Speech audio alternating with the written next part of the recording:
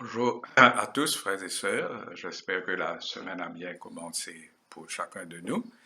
Et pour cette méditation de ce jour, le sujet que j'ai choisi, c'est plutôt une mise en garde contre le péché de la présomption. Allons définir avant tout qu'est-ce que c'est que la présomption. Donc, la présomption, c'est une action de présumer de ses forces, c'est-à-dire de surestimer ses capacités. Et le contexte se prête bien que nous voyons qu'est-ce que c'est que la présomption, parce que nous avons une preuve vivante de ce qui nous arrive. Le monde était arrivé, est arrivé à un point où avec tous les progrès de la science, toute la connaissance qui a été acquise, tout était vraiment sous le contrôle des hommes et rien ne pourrait arriver qui pourrait déstabiliser tous ces équilibres acquis. On était même arrivé à penser que les savants de ce monde avaient toutes les réponses et que la science déjà contrôlait beaucoup de choses.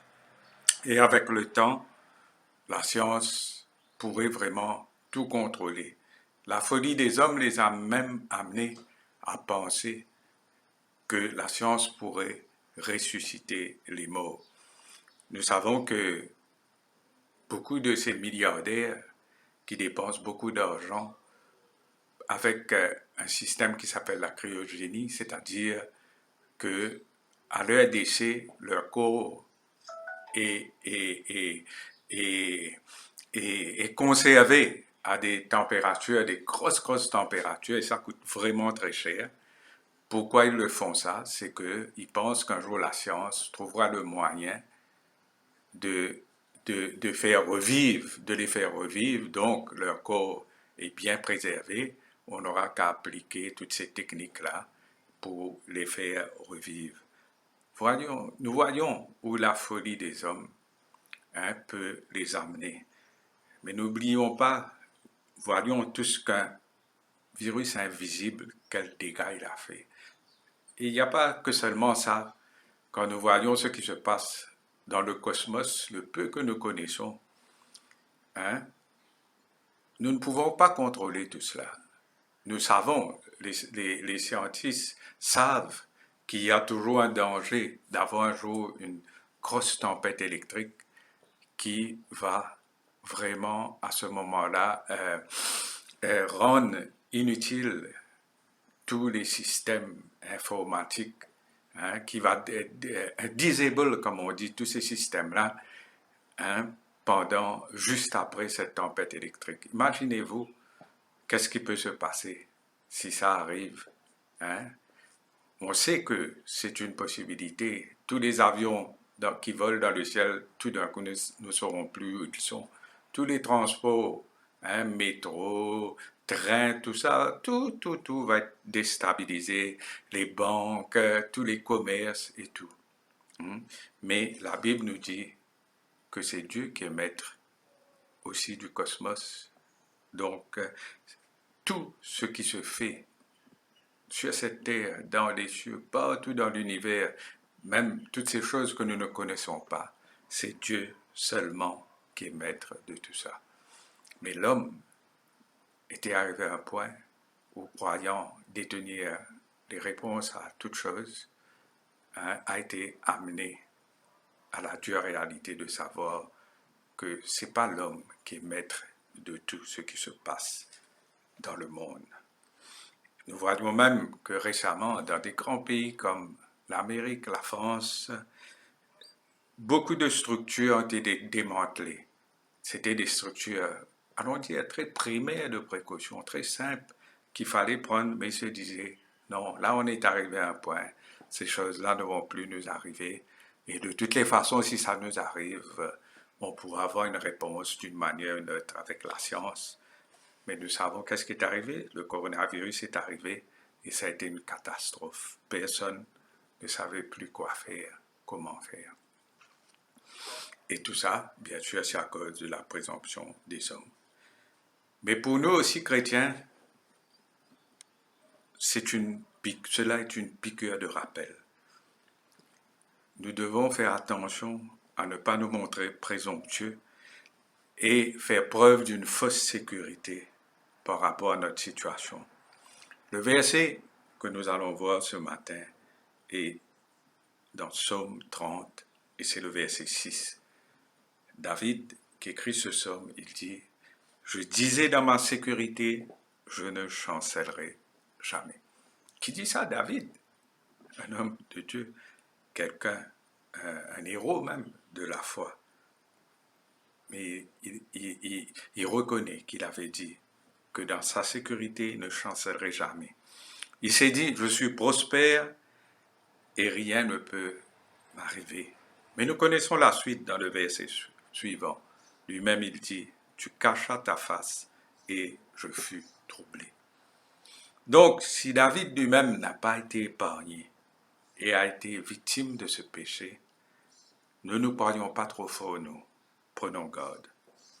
Nous pouvons voir un autre verset dans Jérémie 48, le verset 11, qui nous dit « Moab était tranquille depuis sa jeunesse, il reposait sur sa lit.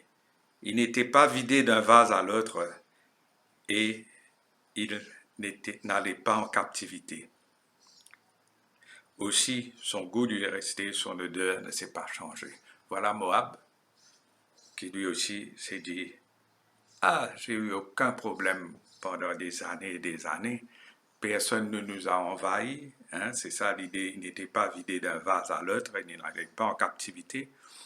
Donc, il était là, il se disait tout va bien, je n'ai rien à faire, je laisse courir les choses tranquillement et je me dis que je suis tranquille pour l'avenir.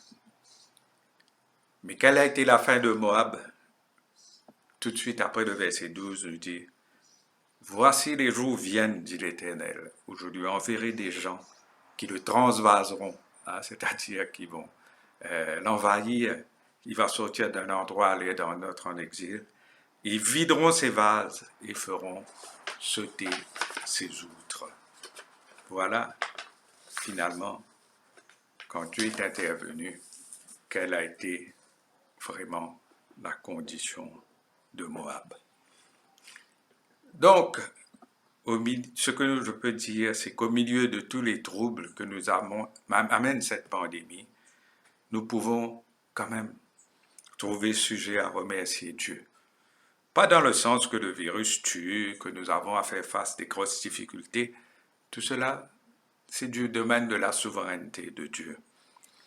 Mais où nous pouvons remercier Dieu, c'est dans le sens que cela nous rappelle que nous ne devons pas avoir ce sentiment de fausse sécurité.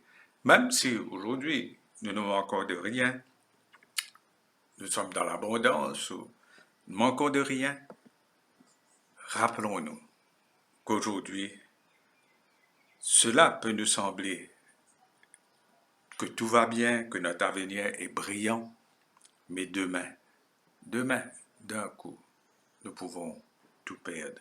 À cela, nous pouvons nous rappeler l'histoire de Job, hein, dont d'un coup, tout a basculé. Et pour nous aussi, tout peut basculer d'un coup. Et à cela, un exemple bien proche de nous que nous pouvons nous rappeler, c'est l'exemple même de ce PDG, ce grand PDG de Gamma Civic, multimillionnaire, sinon billionnaire, je ne sais pas quoi. Hein, nous voyons que quand il est tombé malade, ils ont même affrété un avion, un jet privé pour l'amener pour se faire soigner. Ça coûte des millions et des millions, ça. C'était ce grand PDG. Il avait tout, comment dire, il claquait des doigts, il pouvait tout avoir. Mais d'un coup, qu'est-ce qui est arrivé? Du jour au lendemain, si nous pouvons dire cela comme ça, un simple virus l'a emporté. Tout l'argent ne servait absolument à rien. Et comme on dit, l'ironie de la chose, c'est que lui, il était là avec ses millions. À côté de lui, il y avait un SDF qui n'avait rien. Mais la finalité, été la même chose. Il y avait aussi ce grand médecin, lui, qui aurait dû être là en train de soigner tout le monde, mais lui-même, le virus, l'a attaqué et tout d'un coup, tout s'est écroulé d'un seul coup. Donc, rappelons-nous tout cela encore une fois. Nous ne devons pas avoir ce sentiment de fausse sécurité. Il est bon ainsi pour nous, frères et sœurs, de vivre des moments difficiles. Nous n'appelons pas ça, nous ne demandons pas, mais Dieu, dans sa sagesse, il sait quand parfois il doit nous faire cette piqûre de rappel. Prenons donc garde quand parfois les choses nous semblent trop faciles. On peut facilement à ce moment-là tomber dans le péché de la présomption. Si Dieu ainsi nous maintenait tout le temps dans le confort, tout nous réussissait, notre ciel était toujours bleu, il n'y avait jamais aucun nuage à l'horizon, il y a de fortes chances que nous devenons intoxiqués avec le plaisir, au point où très certainement, nous ne sommes pas trop forts pour tomber dans le péché de la présomption. Nous serons alors comme un mousse qui a pris sommeil au haut du mât. À tout moment, il peut tomber. Peut-être que je vais expliquer un petit peu plus le mousse, c'était quoi? Dans le temps, dans les bateaux, il n'y avait pas de radar, il n'y avait pas tout ça. Pour savoir dans la direction que le bateau allait, est-ce qu'il n'y avait pas un obstacle ou quoi que ce soit, la seule façon, c'était de regarder. Et l'endroit où on pouvait plus dominer les choses, c'était au haut du mât.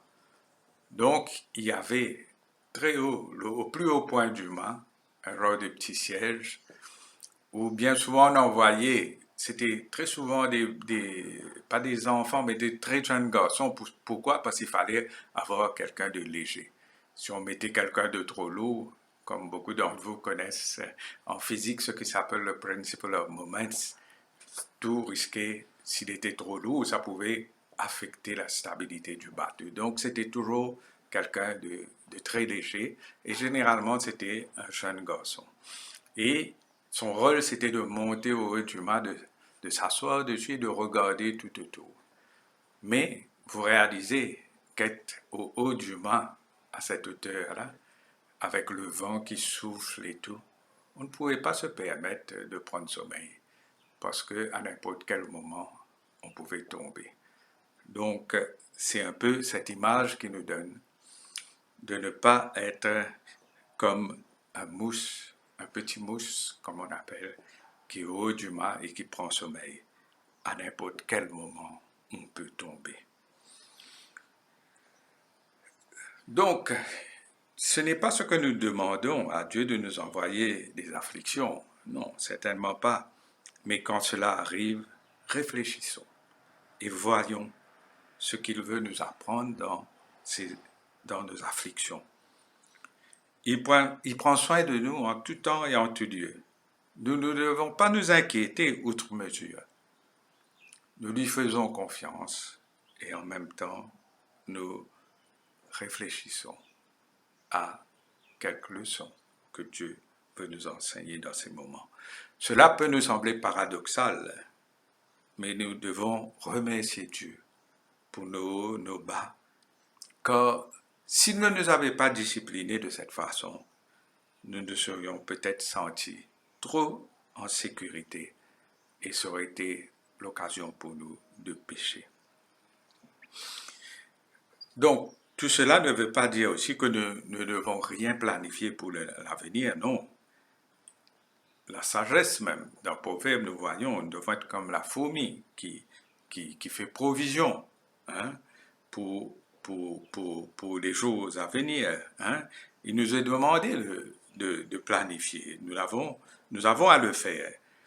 Il n'y a aucun mal non plus à ce que nous aspirions à une certaine sécurité. Voilà, comme quelqu'un a pris sa retraite, il doit planifier sa retraite. Il ne décide pas sans avoir rien planifié du jour au lendemain, il dit je prends ma retraite. Non, il faut qu'il planifie pour cela. Mais ce que nous ne devons pas faire, c'est de ne pas nous endormir par une relative sécurité et nous dire que rien ne peut nous arriver, car du jour au lendemain, nous pouvons nous retrouver assis à terre, hein, pour ne pas utiliser l'expression créole qui dénote ça de manière vivace, mais vous savez, dans notre créole, parfois certains mots peuvent paraître vulgaires et il vaut mieux, hein, les éviter. Mais nous pouvons nous retrouver assis à terre et l'image d'être assis à terre, c'est que veut dire nous sommes là vulnérables. C'est comme dans une bataille, comme dans la boxe, quand un boxeur se retrouve à terre, il ne peut rien faire pour se défendre. Hein? C'est pour ça que l'arbitre arrête le match, parce que si l'autre boxeur vient, commence à lui donner des coups, l'autre est à terre, eh bien, ça risque d'être vraiment un pugilat. Donc, prenons garde, frères et sœurs, hein, car une prospérité continuelle selon le monde peut être vraiment un grand danger pour nous. Les afflictions, parfois, ils paraissent sévères, mais c'est par miséricorde envers Dieu. C'est miséricorde envers nous que Dieu nous y soumet, que nous pouvons méditer sur ces paroles, sur même ces deux versets cités, et apprendre de cela à ne pas tomber dans le péché de la présomption. Merci, frères et sœurs, et que Dieu vous bénisse.